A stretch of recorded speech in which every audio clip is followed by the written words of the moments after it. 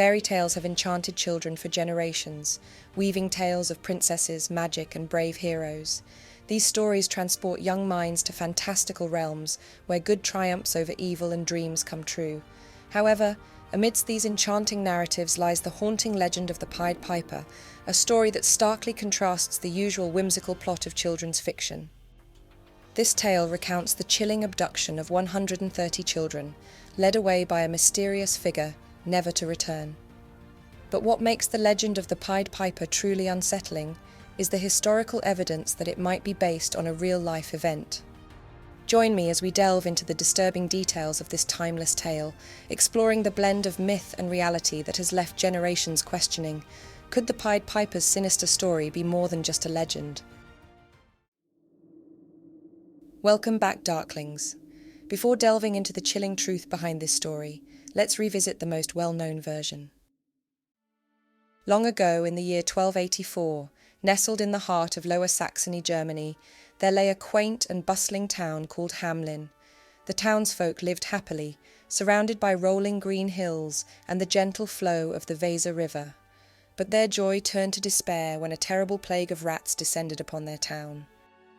The rats ran rampant through every building, scurrying in the streets, gnawing at doors, and devouring grain stores.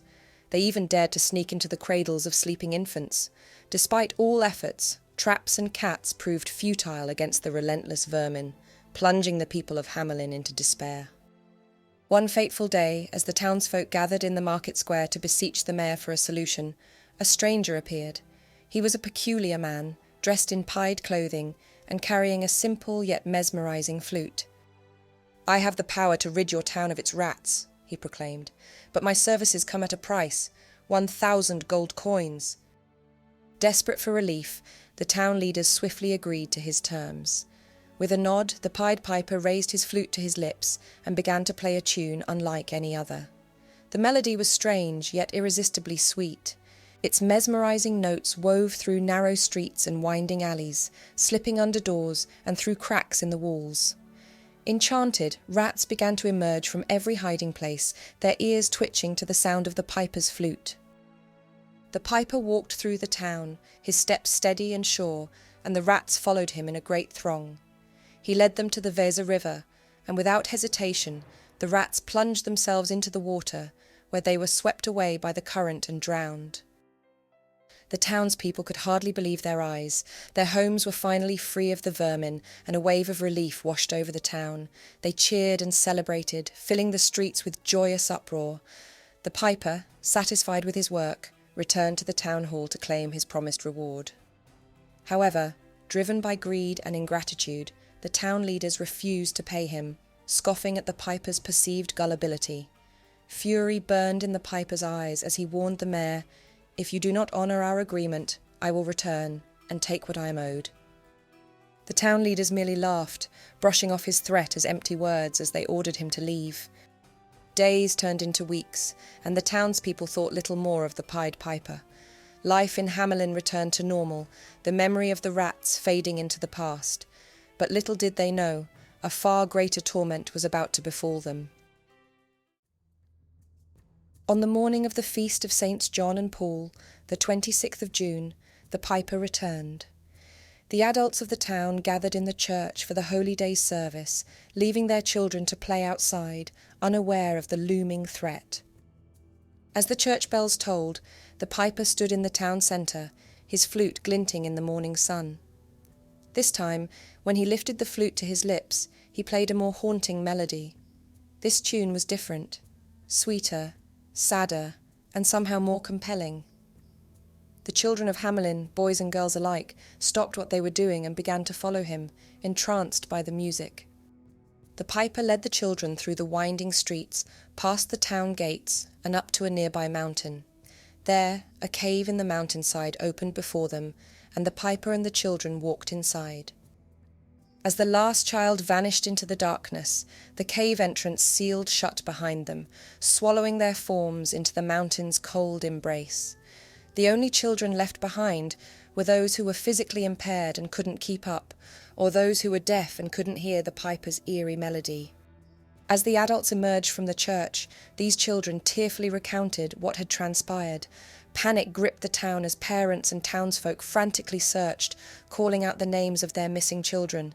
But no matter how desperately they searched or how loudly they cried, no trace of the children could be found. Hamlin was plunged into shock and sorrow.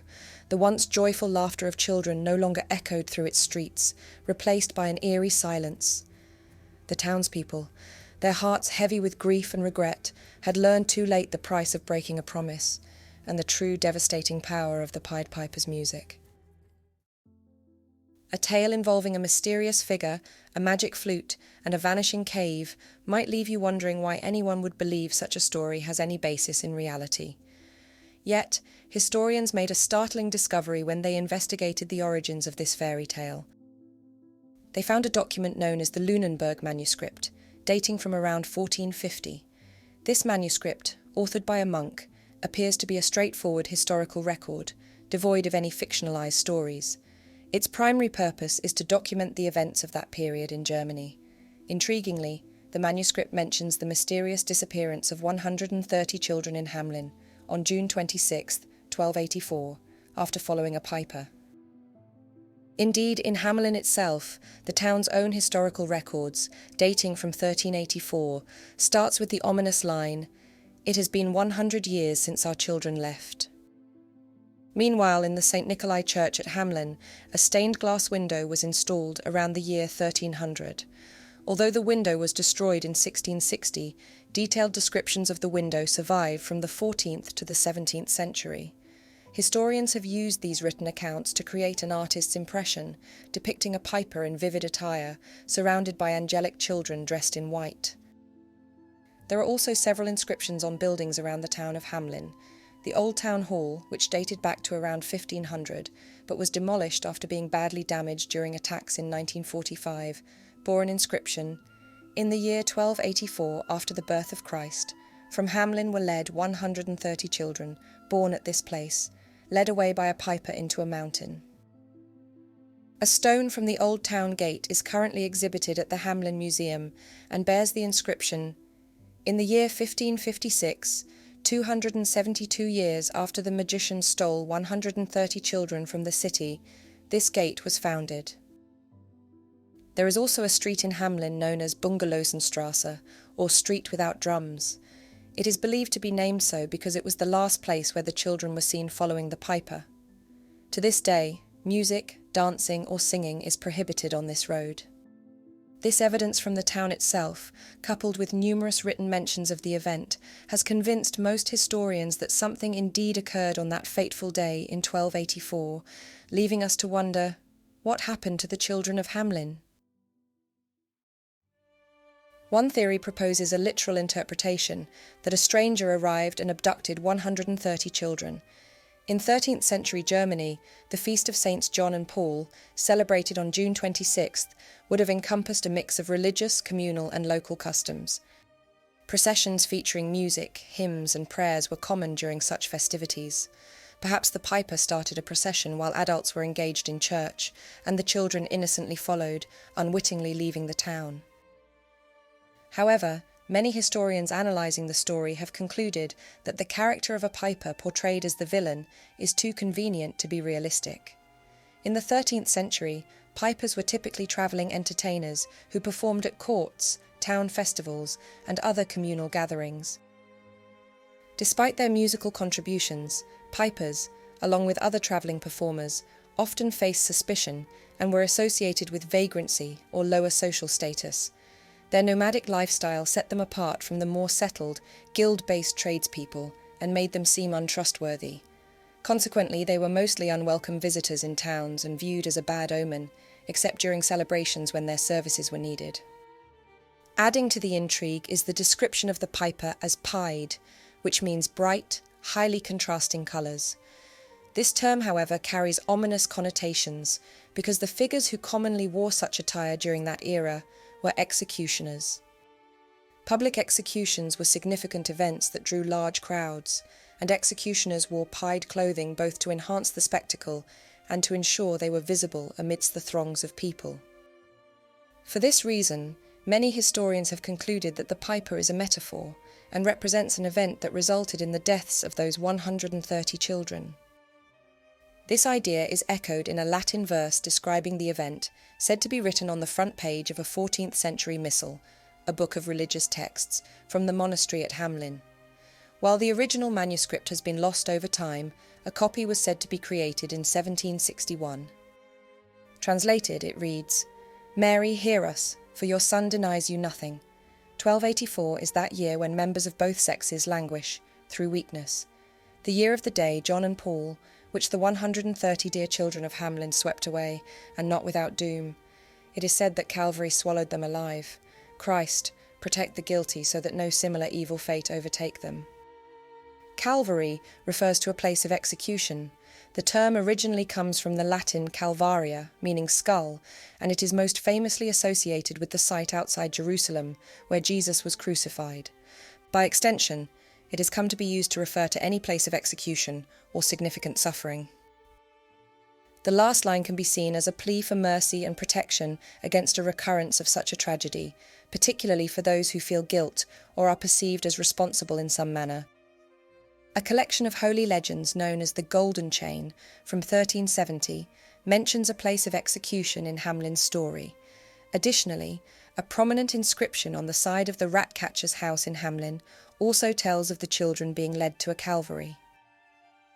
Grief is difficult to bear, and may explain why the story of the piper emerged, to alleviate these feelings among the parents who lost their children. Perhaps an accident or natural disaster befell the children, such as a landslide in the hills. It might have been easier to envision a piper leading them away than to confront the harsh reality of the children dying. Another interpretation suggests that the children may have fallen victim to an epidemic, possibly a form of plague. It is theorized that the children might have been buried in a mass grave at the site of their legendary disappearance.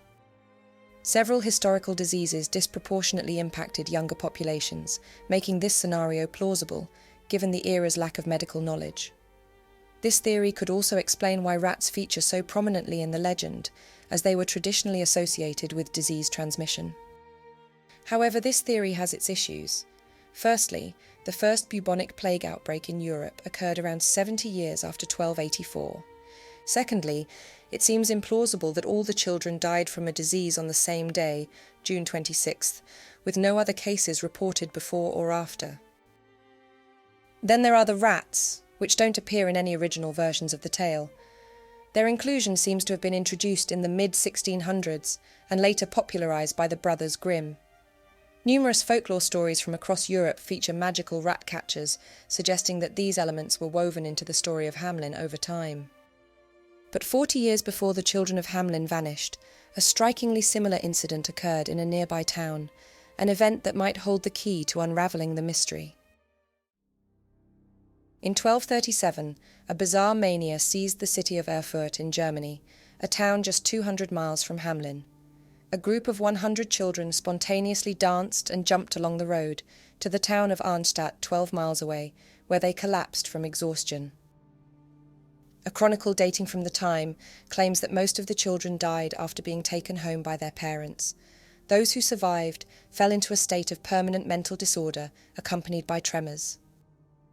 This appears to be an example of the dancing plague, a phenomenon that occurred primarily in medieval Europe, where several outbreaks caused people to literally dance themselves to death. The cause of this bizarre illness remains unclear. One theory is that it arose from ergot poisoning, a hallucinogenic mold which grows on rye, producing psychoactive compounds similar to LSD. Other theories suggest mass hysteria or psychological stress induced by the hardships of the era. In the legend of the Pied Piper, the children of Hamlin follow the piper dancing and singing, behaviour reminiscent of the dancing plague's symptoms. Although direct evidence linking the Pied Piper to the dancing plague is speculative, the behavioural parallels and the close-by incident at Erfurt offer an intriguing explanation of the legend. There are also darker theories suggesting that the story might relate to ritualistic or cult practices, where the children were taken away or sacrificed, possibly even by the parents themselves. This could explain the creation of an elaborate tale to conceal the truth, but this remains purely speculative and is generally dismissed by historians. Another theory suggests a connection between the Pied Piper story and the Children's Crusade, a tragic event in which thousands of children from France and Germany believed they were divinely inspired to peacefully reclaim Jerusalem. Led by charismatic youth leaders, they embarked on a journey to the Holy Land, driven by faith and the conviction that their innocence would lead to success where previous military campaigns had failed. However, the Children's Crusade did not reach its intended destination. Many children perished due to hardships along the way or were sold into slavery, while others simply disappeared. While this explanation aligns with the story of the children walking away in a large group over a mountain never to return, the timing presents a problem. The tale of the Children of Hamelin is consistently dated to 1284, several decades after the Children's Crusade, which occurred in 1212. So despite the myriad of theories that have emerged over the years to explain the story of the Pied Piper, including alien abduction, mass hypnosis, and time travel, most historians believe it reflects an emigration event. In the Middle Ages, it was common for groups of people to leave their homeland to colonize new territories in search of better opportunities. This practice was often driven by the law of primogeniture, the legal right of the firstborn legitimate child to inherit the entire estate from their parents, leaving younger siblings to seek their fortunes elsewhere. People were frequently compelled to move to newly acquired lands by feudal lords, who offered land grants as incentives to populate and cultivate these areas. Researchers have examined genealogical records and surnames to trace where the Children of Hamelin might have settled. Records from towns in Transylvania, for example, show many families appearing in the late 13th century with surnames associated with Hamelin. Archaeological finds in the regions where these groups settled have also revealed connections to German culture and heritage, indirectly supporting the migration theory. Pipers were also often employed as freelancers for various odd jobs, and one could have been hired by a Transylvanian lord to recruit settlers for a new town or hamlet. Additionally, anyone who emigrated from a town would be known as a child of that town, regardless of age. Therefore, anyone who left Hamelin would have been referred to as a child of Hamelin, which is the exact wording found in the town records of 1384.